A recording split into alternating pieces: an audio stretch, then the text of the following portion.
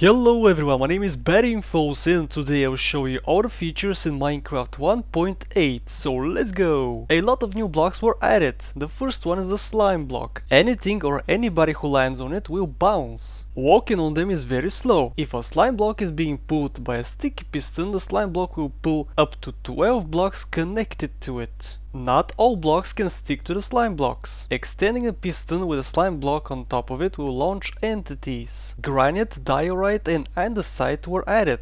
They generate within stone in big pockets. They can be crafted into polished versions of the same block. Iron trapdoors were added. They act just like iron doors and use redstone to open. The old trapdoors are now called wooden trapdoors. Coarse dirt was added. Grass cannot grow on it. Moss stone, mossy stone bricks and chiseled stone bricks are now craftable. If you smelt stone bricks, you get cracked stone bricks. A new barrier block was added. You can only obtain it by using this command. It is completely transparent. Banners were added. They can be placed on walls or on the ground. Armor stands were added. They can display armor. They are entities so they can be moved via minecarts. Red Sandstone was added. It can be crafted into chiseled, smooth, stair and slab forms. All types of wood fences were added along with fence gates. New types of doors for all the different wood types were added. There were more blocks added, but first I have to mention that new ocean monuments were added. The monuments are made out of the new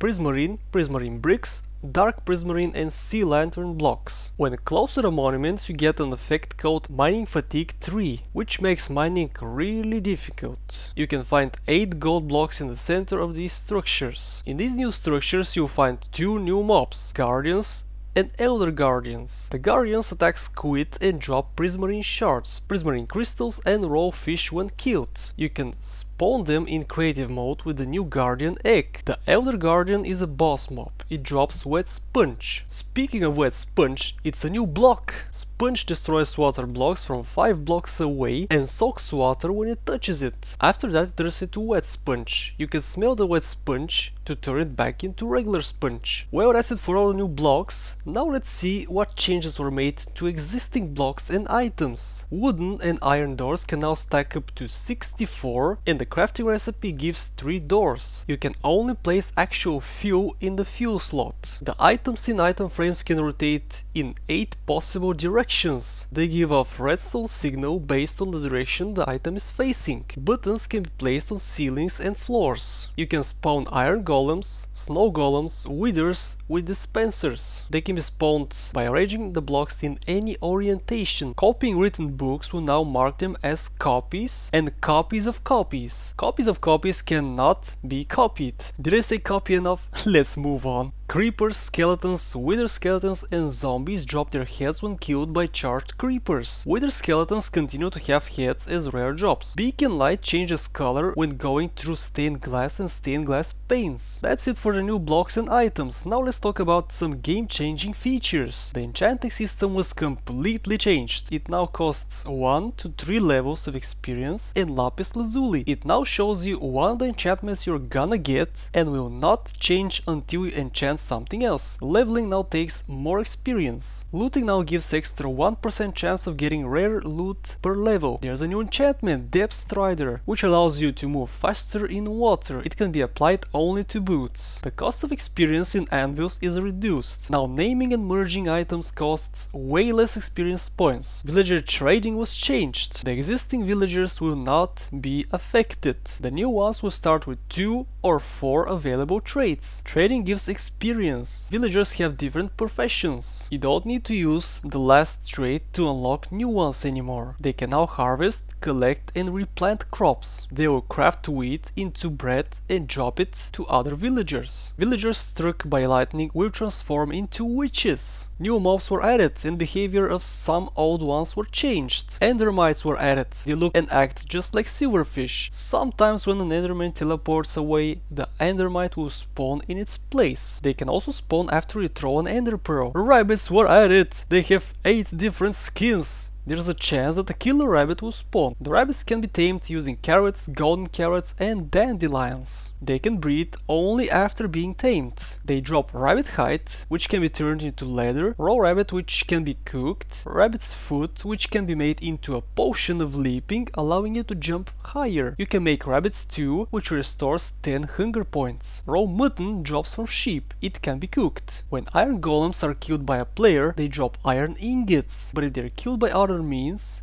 they only drop poppies. This also breaks many iron golem farms. Mobs have new AI. Slimes and magma cubes can swim. Spiders and cave spiders cannot see you through blocks. Enderman and zombie pigmen now pathfind. Endermen also move faster. Blazes will shoot the player through solid blocks. Many mobs run away from exploding creepers. Wolves attack skeletons and skeletons run from wolves. That's it for the new mobs. Now let's see what other small changes were made. In adventure mode, interaction with blocks is impossible. Carrots restore 3 hunger points. Baked potatoes restore 5 hunger points. You can accelerate baby animal growth by feeding them. Difficulties are now saved per world. They can also be locked forever. Skins now have a new layout. A new skin customization button is available in the options menu. Desert temples now spawn with stained clay rather than wool. Villages now spawn with cobblestone under the gravel pathways. Ender crystals now generate 1 block lower. Now there's no bedrock underneath. There's a new achievement called Overpowered. Get it by crafting an enchanted golden apple. A new spectator mode was added, allowing you to spectate other players. Resource packs can be bound per world. Just place it in the save folder and name it resource.zip. The F3 menu now shows much more information than before. There's a new fully customizable world type. To use it, just click on Customized and then click on the Customize button. You can add a world border. When close to the border, the screen will have a red color. You cannot escape from the border. Caverns now generate on the surface of desert, mesa, taiga and mushroom biomes. The player list now shows the faces of players. When you harvest giant mushrooms with a silk touch tool, the drop block will have textures on all sides. The generation of swamplands was slightly changed. Render distance can now go up to 32 chunks. The game was also highly optimized, which reduces lag and improves your frames per second. The light glitches were fixed. Daylight sensors can be inverted with a right click. The life bar has a new animation for damage. It shows how many hearts a player loses. The void fog was removed, which in my opinion is the best change made in this version. Many new commands and game rules were added. And that's it for me, guys. Thanks for watching. Hope I showed everything. If I missed something, please let me know in the comment section down below, and I'll see you in the next video.